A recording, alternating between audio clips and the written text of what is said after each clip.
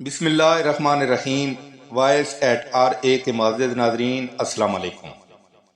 ناظرین، دور حاضر میں درپیش آنے والے واقعات میں سے ایک سب سے زیادہ معروف معاملہ کھوجی کتوں سے حل کرنے کا معاملہ ہے۔ ناظرین، کھوجی کتے ہیں کیا؟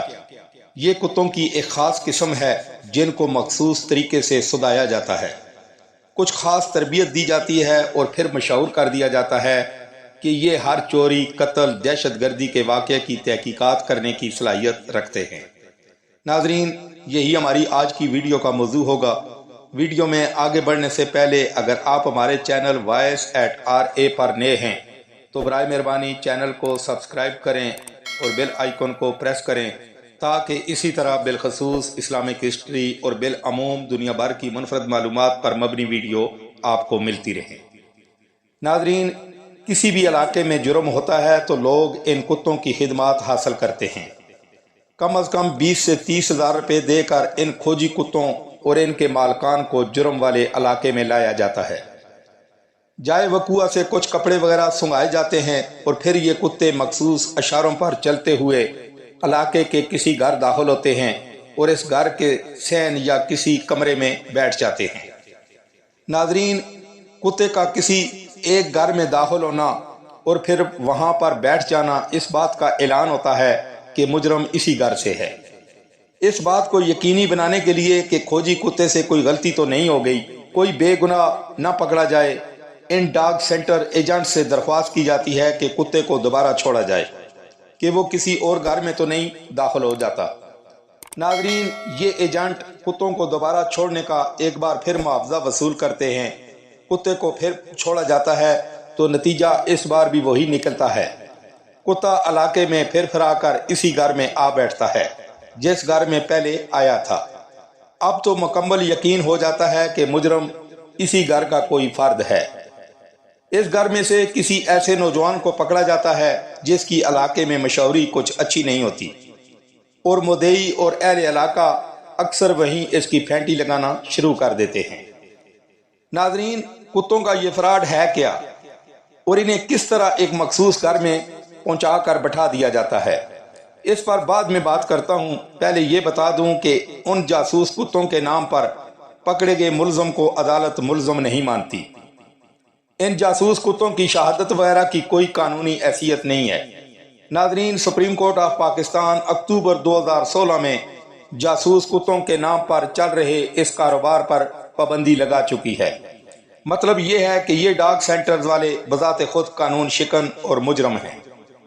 ناظرین، یہ کھوجی کتے کس طرح کام کرتے ہیں اور کس طرح ایک مخصوص گھر میں جا کر بیٹھ جاتے ہیں؟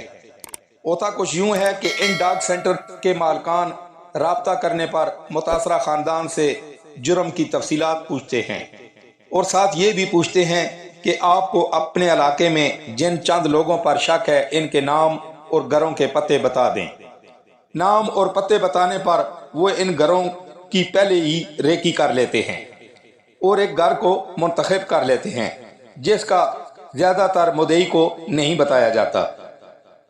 اس گینگ کے لوگ آپس میں طے کر لیتے ہیں کہ کتے کو اسی گھر میں لانا ہے۔ مدعی کو کسی پر شک نہ ہو تو یہ گینگ والے باتوں ہی باتوں میں اہل علاقہ سے کچھ ایسے گھر والوں کی تفصیلات لے لیتے ہیں جن کی محلے میں کچھ مشہوری اچھی نہیں ہوتی اور غریب ہوتے ہیں، اور یہ گھر پہلے ہی دیکھ لیتے ہیں اور پھر اپنے کتوں کو ان ہی میں سے کسی ایک گھر میں لا کر بٹھا دیتے ہیں۔ ناظرین، کارروائی ڈالنے کا آغاز کچھ یوں ہوتا ہے کہ کتے کو جائے وقوع سے مٹی اور کپڑے سنگھا جانے کی کارروائی یعنی اداکاری عمل میں لائی جاتی ہے۔ ٹرینر کتے کی لمبی رسی اپنے ہاتھ میں لیتا ہے اور پھر کتا مجرم پکڑنے نکل کھڑا ہوتا ہے۔ یہ سدائے ہوئے کتے مخصوص لفظ پر دائیں مڑتے ہیں اور ایک مخصوص لفظ بولا جائے تو پھر بائیں مڑتے ہیں اور ایک مخصوص لفظ بولا جائے تو سیدھا چلتے رہتے ہیں اور پھر اسی طرح مخصوص لفظ بولنے پر وہیں بیٹھ جاتے ہیں۔ ناظرین، یہ مخصوص الفاظ کیا ہیں؟ کام کرو کے الفاظ پر یہ کتے سیدھے چلتے رہتے ہیں، چیک کرو کے الفاظ پر یہ کتے بائیں طرف مڑتے ہیں، اور فائنل کرو یا تلاش کرو کے الفاظ بولنے پر یہ کتے جہاں ہوتے ہیں وہیں بیٹھ جاتے ہیں۔ ناظرین اس کا مطلب یہ ہے کہ اوپر بیان کیے گئے الفاظ ان کھوجی کتوں کے لیے اسٹیئرنگ کا کردار ادا کرتے ہیں۔ ناظرین آپ کے علاقے میں بھی اس طرح کی کوئی فنکار پارٹی آئی ہوئی ہو تو ان سے کتے کی رسی پکڑ کر خود یہ تجربہ کر سکتے ہیں۔ مخصوص الفاظ کے ان کوڈ ورڈ پر کتوں کو چلاتے ہوئے جس مرضی گھر میں لے جا کر جس مرضی کمرے، بیڈ یا چارپائی پر بٹھا دیں۔ ناظرین اپنے کھوجی کتے کو ایک مخصوص گھر میں پہنچا کر یہ ڈاگ سینٹر مالکان اپنا معاوضہ وصول کرتے ہیں اور رفو چکر ہو جاتے ہیں، لیکن بعد میں اس ٹریس شدہ گھر کے لوگوں کو اہل علاقہ کے جس تشدد اور نفرت کا سامنا کرنا پڑتا ہے وہ ناقابل بیان ہے۔ اس طرح کے کئی کیسز میں طویل دشمنیاں بھی شروع ہوئیں اور قتل بھی ہوئے۔ ناظرین قانون کے بارے میں تو آپ نے جان لیا کہ وہ کہتا ہے کہ ان کتوں کی شہادت کی کوئی حیثیت نہیں۔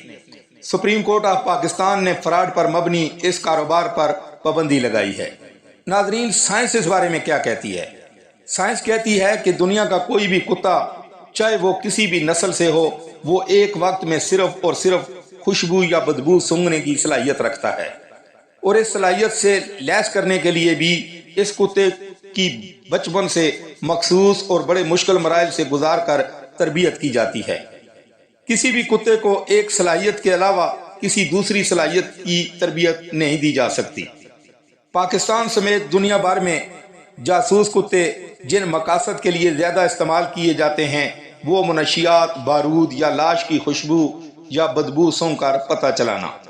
ناظرین جس کتے کو منشیات یا بارود کی بو سونگھنے کی ٹریننگ حاصل ہوتی ہے وہ لاش کی بو نہیں سونگھ سکتا۔